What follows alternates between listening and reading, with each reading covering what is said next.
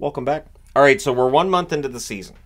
There are some positive surprises and some negative surprises when you look at who's where on the standings, right? So what's interesting is in the East, 7 of the 8 teams currently above the playoff line made the playoffs last year. Detroit is the only team right now in a playoff spot in the East who did not make the playoffs last season. Out West, you have Vancouver, Anaheim, and St. Louis are currently above the playoff line. Whether or not they stay there is another question. The good news for the teams above the playoff line in the West is there's a lot of teams below 500 in the West. There's a shocking amount of teams actually below 500. There's 3, 4, 5, 6, 7, 8, 9, 10. 10 teams below NHL 500. So I think part of that is it feels like we haven't had as many overtimes this year as we normally do. And so you're going to have more of a standard just win-loss record. But at the top of the East is Boston. So leading their division. And what I've got done here is you've got top 3 in each division, your wild card. Top 3 in each division, your wild card. And so, yeah, Boston, 11-1-1, 885 points percentage. That's insane. They're better than last year where they finished 823. I don't expect that to continue, but I didn't expect it last year either. Plus 19 goal differential, and I know all this. They're going to choke come playoff time. Who cares? They're having a fantastic regular season. This is great. Anyways, they're 7 points clear of Detroit and Tampa Bay, who are tied for second with 16 points. Tampa Bay they're below Detroit in the standings, but we'll see how things go from here. Both teams have had their struggles. Detroit has a +5 for their goal differential, Tampa Bay a +3. The difference being, too, that the expectations for Detroit not quite as high as for Tampa. However, with Tampa, you also have the asterisk that without Vasilevsky, we were curious to see how they would do.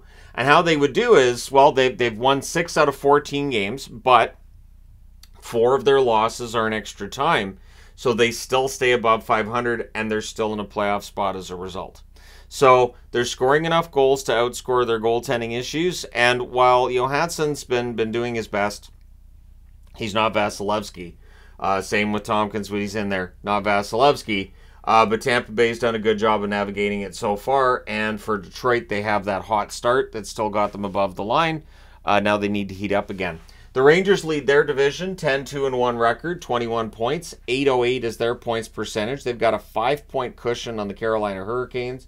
Of course, the Rangers, 652 points percentage last year. Are they for real? I think they are. There are people who think they're not. Plus 15 for their goal differential thus far. For Carolina, they're 8-5. That road trip really hurt their goal differential and their record.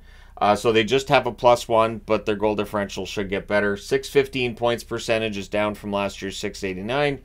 I think their 615, that's low. I think that'll come up some more. They're just ahead of New Jersey, but New Jersey's played one less game. New Jersey with a 625 points percentage, 7-4-1 record. And yeah, for New Jersey, 15 points in 12 games isn't bad, but it's off from last year's pace of 683 in the points percentage department. They have a +1 in their goal differential as well. Florida has the same record as New Jersey. They are the #1 wild card.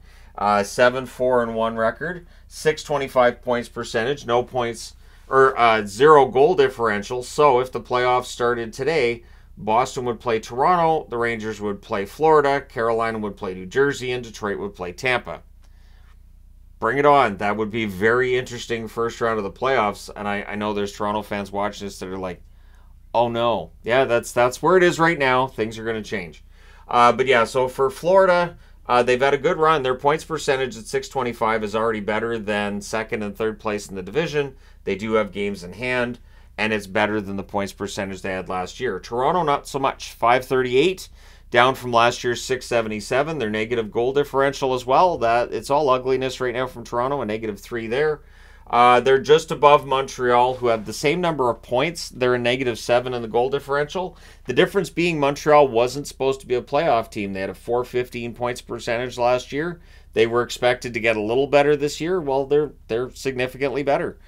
They get the overtime win last night against Detroit, and we'll see how long they can stay in the hunt. The Islanders are just below the playoff line, but by points percentage, they're ahead of teams ahead of them. 542 is their points percentage. Last year they had a 567. That got them in the playoffs. We'll see if that works for them again. It does look like you might need a higher points percentage to get into the playoffs in the East than you did last year. And I say that just because right now it's a 538. Technically, you've got 542, 545. But, some teams are going to go on a run here that are below the line as well. Buffalo, maybe they'll be that team. Buffalo's got a 500 points percentage, 6-6-1. Not expected to be below the playoff line, and not expected to be performing below expectations either. That's how expectations work. 555 was their points percentage last year. If they were producing at that rate, they would be above the line. They'd be ahead of Toronto, but they're not. And it's right there. They're 1 point back. The Capitals are 2 points back of a wild card spot right now at 5-4-2. They're 545 points percentage, not bad. And I don't think Washington's playing their A game yet. So last year they had a 488 points percentage. They have a -10 for their goal differential this season. But yeah, there's enough there that you think if Washington can heat up a bit, could be an interesting season. Pittsburgh is heated up. So this road trip for them has worked out well. They're 6-6. So 500 record for them. Last year they had a 555 points percentage as well. Their goal differential is a +8 because they played San Jose. That's why their goal differential is a positive, because that game with San Jose helped them out. But hey, it all counts. And for Pittsburgh, they went in and did what Philadelphia couldn't do. Philadelphia lost to San Jose. They're 5-7-1 to start the season, 11 points, 423 points percentage. Actually down from last year's 457. They have a -3 for their goal differential, so same as Toronto, but the record not the same as Toronto's. And so yeah, for Philadelphia, it's been a rough start. After what looked like it was going to be a good start, it really hasn't been. They've lost games they should have won. Columbus 4-6-3 to start the season. They have a 423 points percentage as well. Last year was 360, so their points percentage is better. I don't think anybody in Columbus is celebrating the fact their points percentage has been better to this stage, because they hope for more, right? -10's their goal differential. For Ottawa, 5-7 start to the season, 10 points, 417 points percentage. Last year was 524, +3 goal differential. So what's interesting is they have the positive goal differential, and this is where it gets interesting. This is where people will say, hey, Sens are only 4 points back of a playoff spot with a game in hand on Toronto. Sure, if you ignore all the teams in between. And this is where it gets tough, because you're not just having to flip spots with one team. You're now chasing half the conference to get into the playoffs. This is where that bad start can really hurt you, because you're trying to jump so many teams and it becomes very daunting, especially when you have 3-point games and you have teams picking up points in extra time, which you're not picking up. There's no extra time points there for the Ottawa Senators. They've lost 7 in regulation. And last night they came home and lost against Vancouver, which is where things get interesting when you get out west, right? So we'll take a look at the West. Dallas 8-3-1. They lead their division. Same number of games played as the Colorado Avalanche, and they're 1 point ahead. So 8-3-1 record, 708 points percentage, +6 goal differential. Last year they had a 659 points percentage. I think Dallas is playing right around where I thought they would.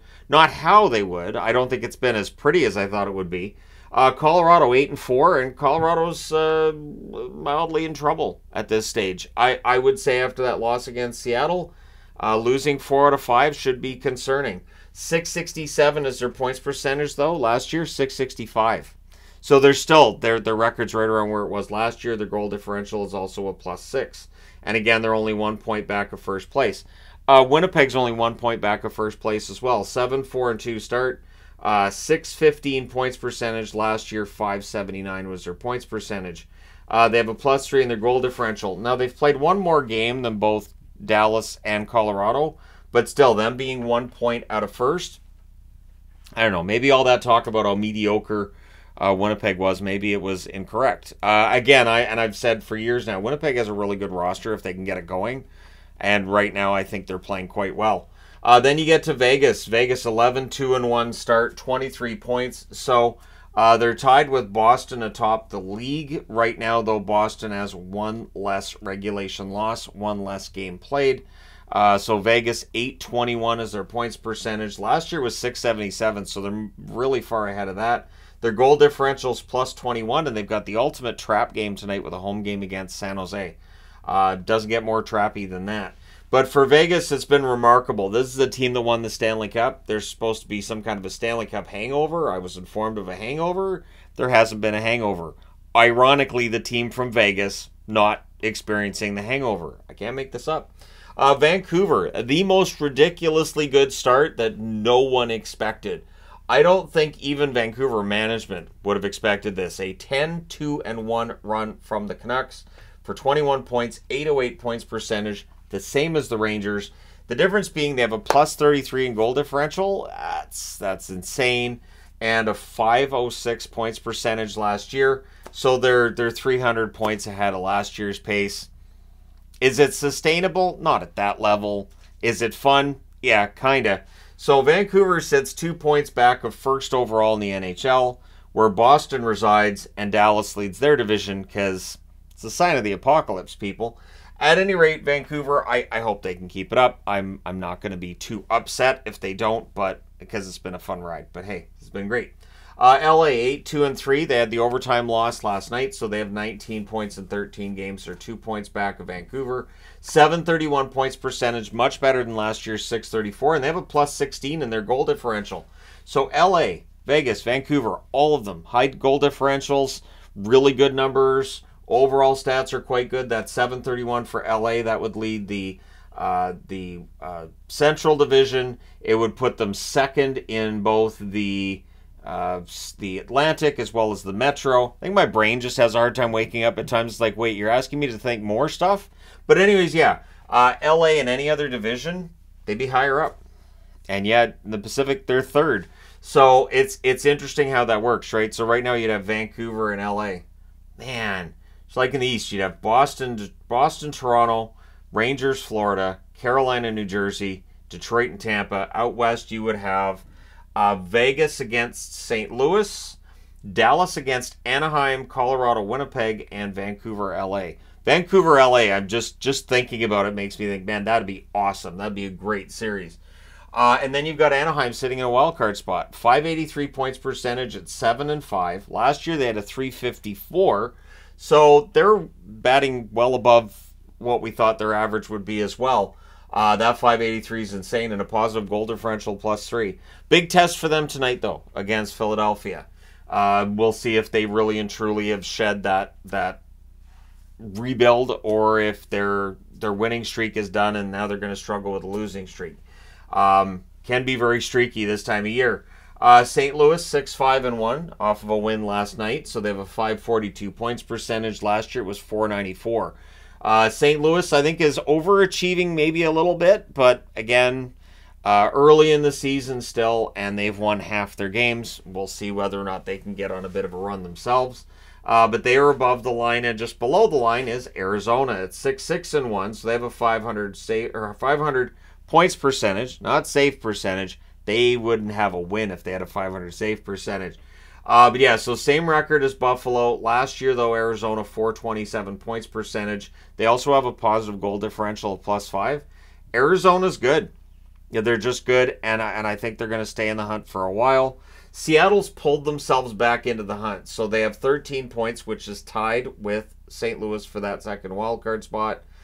They currently sit 6 points back of LA. Last year, they had the 610 points percentage. This year, 464. Negative 11 goal differential. But again, they went into Denver last night and beat Colorado. So I feel like Seattle's turning a bit of a corner here. Minnesota 5-6-2, 462 points percentage. Disappointment from last year's 628.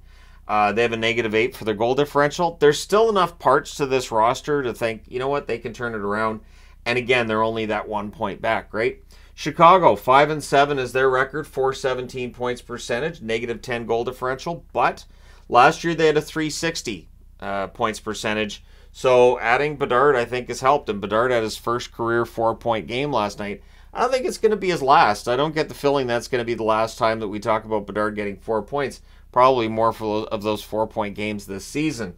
Nashville's 5-8, 385 points percentage, negative 5 goal differential. They're only 3 points back of a playoff spot, but you get the feeling that we're seeing them slide and that they're probably not going to get closer. 561 was their points percentage last year. They're probably going to be below 500 this year. And I understand they're below 500 right now. I just mean they're probably going to stay there. Calgary, 4-7-1 start, 9 points in 12 games, 375 points percentage. Yeah, last year they had a 567, and that was disappointing. Their negative 11 goal differential is somewhat alarming as well. So Calgary trying to turn things around. They're in Toronto tonight. That should be a desperate game between those two teams. The Oilers, 2-9-1 start. What is there to say? They have a 208 points percentage. Last year was 665. So, yeah, the Oilers have put themselves really behind because they have a negative 19 for goal differential. They, with their 5 points, are 8 points out of the playoffs right now. So, same number of games played as St. Louis. They're 8 points back of a playoff spot. They have to jump over 1, 2, 3, 4, 5, 6, 7 teams already to make the playoffs, only because they're ahead of San Jose, only because San Jose has played one more game.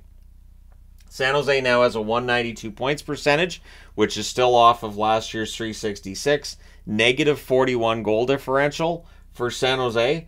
And San Jose, I think, is very likely the worst team in the National Hockey League. However, the Oilers lost to them last night. So, right?